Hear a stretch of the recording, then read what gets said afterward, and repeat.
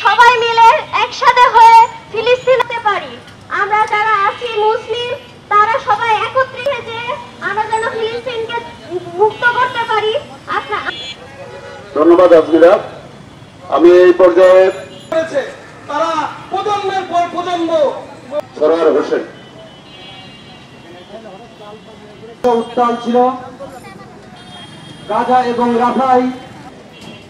তার আগের দিন খোদ আমেরিকায় যে আমেরিকা এই অসম লড়াইয়ের সাথে আমরা একাত্মতা ঘোষণা করছি। তাদের ফুটেজ রয়েছে, তাদের ছবি রয়েছে।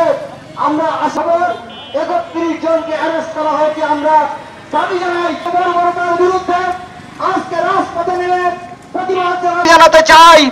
পেগাসাস নামক যে গোপন যন্ত্র কিনে প্রতিষ্ঠা করে তুলেছিল সেই সমস্ত যন্ত্রকে বাজেয়াপ্ত করা হোক। আজকে সারা বিশ্বের জায়নবাদী যে ইসরায়েল সেই বন্ধুরা আমাদের সেক্রেটারি তিনি বলেছেন যে আমরা এখান থেকে কিছু কণ্ঠস্বর পৌঁছে যাবে ওই গাজায়। আমাদের এই কণ্ঠ নির্মম এবং নিষ্ঠুর নিগ্রহণ জানাচ্ছে। আমরা সেই কারণে আমি শেষ করছি। আসসালামু আলাইকুম। করছে এবং তাদের 2জন সদস্য সংসদে বের করে দেওয়া হয়েছে। আমরা ইসরায়েলের এই আগ্রাসীদের পক্ষে এই মুহূর্তে আপনাদের সামনে বক্তব্য রাখবেন আমাদের